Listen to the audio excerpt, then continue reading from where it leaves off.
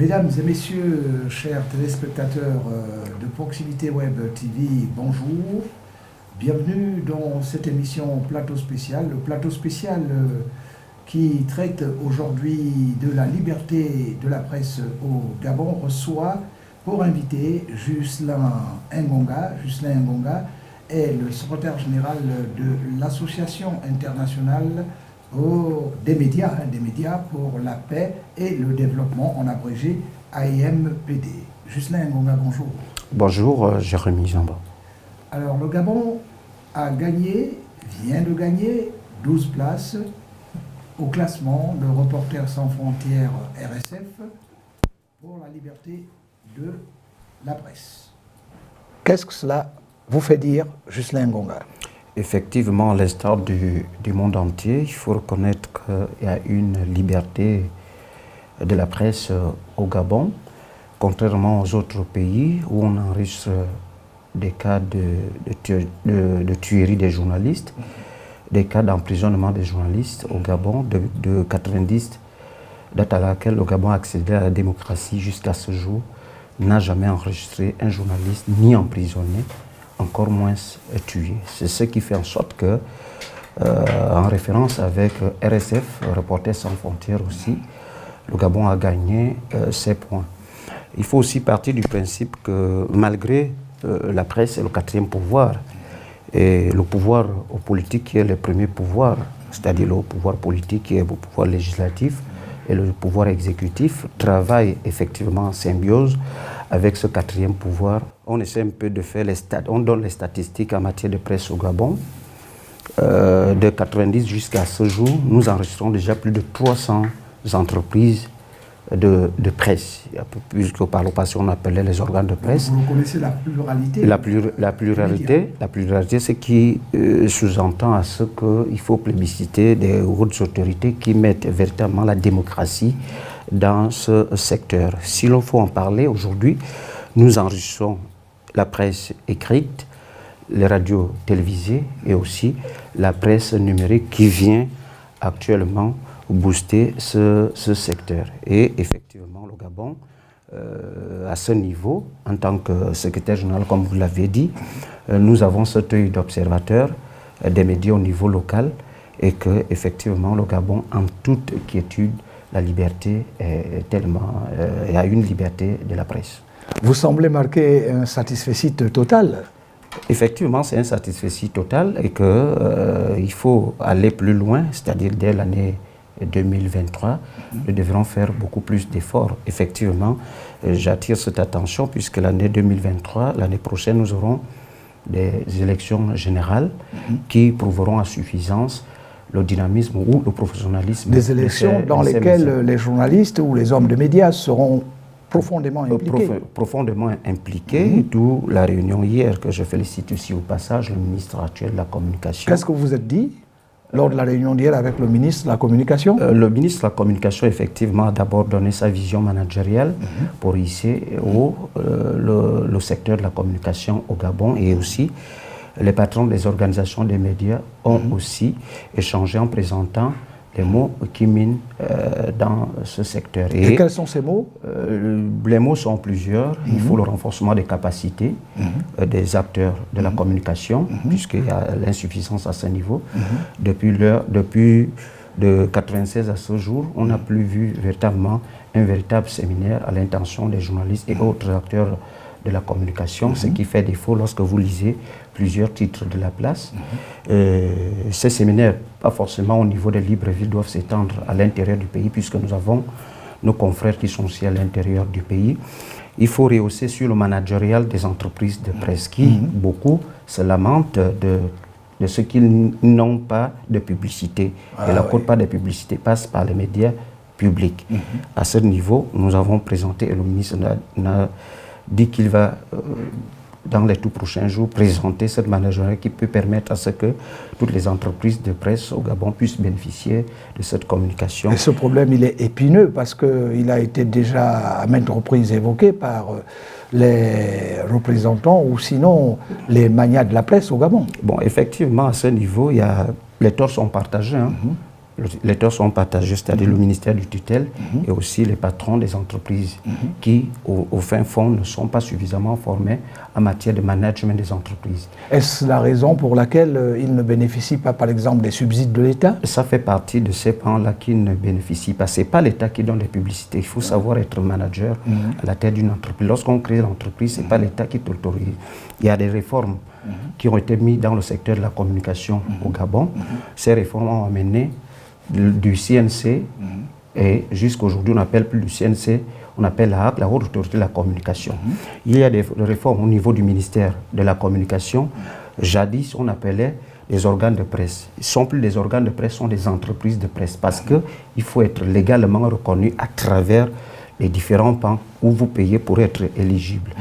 Et à ce niveau-là, en tant que patron d'entreprise, il faut se doter au moins d'une petite notion de managérial d'entreprise de presse pour bénéficier des publicités et non d'attendre pas forcément l'État. Ah donc le fait de bénéficier de la publicité a une relation étroite avec celui d'être un bon manager ou d'avoir des rudiments en management d'entreprise de presse. Effectivement, on peut être aussi un bon manager. Il faut aussi que votre entreprise de presse puisse rayonner parmi les autres. Nous avons plus de 300 entreprises de presse au Gabon actuellement. Donc il faut chercher à être parmi les leaders pour bénéficier de ces publicités. Si vous n'êtes pas parmi les leaders, ou bien vous ne managez pas votre entreprise, ou bien vous n'êtes pas suffisamment formé dans ce sens. Et qu'est-ce qui vous confère ce statut de leader? Les statuts de leader sont... Il y a des critères Bon, les critères, il y a des critères, effectivement. Oui. Il y a des critères. On peut en connaître quelques-uns. Il y a des critères. Les plus saillants, par exemple. Bien sûr, il y a des critères. D'abord, la notoriété. Certains ont créé des entreprises de presse. Je prends un exemple. Si vous avez créé votre entreprise de presse en 90, qui existe toujours, ce n'est pas comme celui qui crée son entreprise de presse aujourd'hui en 2022. Oui. À partir de cela, il faut chercher tous les mécanismes à pouvoir booster et à ce que les audiences puissent... Donc, il faut déjà avoir pignon sur rue. Voilà. Et aussi, il faut mettre, on peut dire, un service commercial, un service managérial qui permette à ce que l'audience, ou bien les entreprises, puissent te voir. Les entreprises, si je parle d'audience, il faut beaucoup plus aller auprès des entreprises. En d'autres termes, il faut pouvoir taper dans l'œil des responsables d'entreprise. Encore que le monde de la communication, ce n'est pas un monde bureaucratique. Il faut souffrir, il faut aller dehors, il faut faire le commercial, il faut manager, il faut taper les portes, il faut aller auprès d'eux, il faut beaucoup parler. Parce que c'est ça là, où à partir de cet instant, même dans la Bible, Dieu a dit, frappez. Frappez, on vous ouvrira. On vous ouvrira les portes et plus on vous ouvrira. Mais si on pense qu'on est bureaucrate comme peut-être l'enseignant qui va le matin, dispense ses cours 2 heures ou bien à l'école primaire et le matin tu rentres chez toi, je ne pense pas que tu peux bénéficier d'une certaine publicité, je pense. Bon, encore que l'enseignant n'est pas un bureaucrate, qu'à cela ne tienne. Qu'à cela ne tienne, ce n'est qu'un exemple. Allons-y un peu, vous avez évoqué, Ghislain Ngonga, le cas de la Haute Autorité de la Communication, la HAC, qui est là en fait pour réguler la presse. Alors, comment vous jugez le travail effectué par la HAC? Le travail de la HAC est élogieux, il faut le dire. La HAC a été réformée au sortir du dialogue d'Angonje 2017, après l'élection présidentielle 2016. Il y a eu un dialogue politique à Angonje où, journaliste, j'étais dans le panel de la modernisation de la vie publique. Nous avons demandé à réformer le CNC qui était, on appelait le Conseil national de la communication. Oui. Donc, et qu'est-ce qui reste à faire? Ce qui a déjà été fait, c'est déjà bien, puisque nous avons demandé à ce que la Haute Autorité de la Communication actuelle soit dirigée par les professionnels des médias. Ce qui est fait du président jusqu'au dernier des conseillers. Aussi, 2 des membres, puisqu'il y a 9 membres, 2 des membres sont élus par la corporation. Nous avons fait cette élection, leur mandat tire fin en 2023. Oui, j'étais à l'élection. Non. Oui. En 2016, il faut partir du principe aussi qu'on n'avait pas de code de la communication en République gabonaise. Le code de la communication actuel a été adopté en 2016. Il y avait seulement ce qu'on appelle la charte des médias. Et cette charte des médias n'était pas reconnue par le législateur. À partir du code de la communication et la Haute Autorité de la Communication actuelle, les missions sont nobles. Mais sauf que c'est nous les acteurs de la communication, c'est-à-dire journalistes et autres, que nous devrons nous imprégner de ce code de la communication. Nous devrons nous imprégner des missions qui sont révolues à la haute autorité de la communication. Si vous avez une rédaction sans code de la communication, vous faites un faux pas. Parce que le code de la communication te permet de voir ce qui a été fait en matière d'écriture journalistique, en matière du respect de l'éthique de la déontologie du métier et au respect de l'opinion publique. Si on est ignorant de ces codes de la communication en vigueur, on est ignorant de l'éthique de la déontologie, on est ignorant des missions révolues de la haute autorité de la communication, on va toujours dire que c'est l'épée de la Damoclès, alors que les dirigeants de la HAC sont les professionnels comme nous, sont nos confrères. Venons-en un peu au travail des pairs, à travers la charte des droits et devoirs du journaliste en République gabonaise. Qu'est-ce que vous en dites? Au niveau de la charte des droits et devoirs des journalistes, je pense qu'aujourd'hui, la majorité des titres en place violent ces chartes-là. La charte dit ceci. C'est pas moi, journaliste, j'appartiens à Proximity Web TV, c'est moi qui commence à mal parler, par exemple, le quotidien L'Union. C'est ce que dit la charte. Donc, nous devrions garder d'abord nous-mêmes ce secret professionnel. Or, aujourd'hui, tu vas lire dans beaucoup de titres où on s'insulte entre médias. C'est ce que dit la charte. La charte nous permet aujourd'hui, nous faisons déjà cette quête, puisque la journée mondiale de la liberté de la presse a été reportée au Gabon, mais nous prévoyons un certain nombre de points de recommandation que nous allons encore soumettre au ministre en charge de la communication. Au Gabon, il n'existe pas une maison nationale de la presse. La maison de la presse dans d'autres pays consiste à quoi? Tous les journalistes doivent aller là-bas et parler ensemble, s'entraider. S'entraider, on dit celui qui est fort peut aider le plus faible, celui qui a des insuffisances en termes de ceci.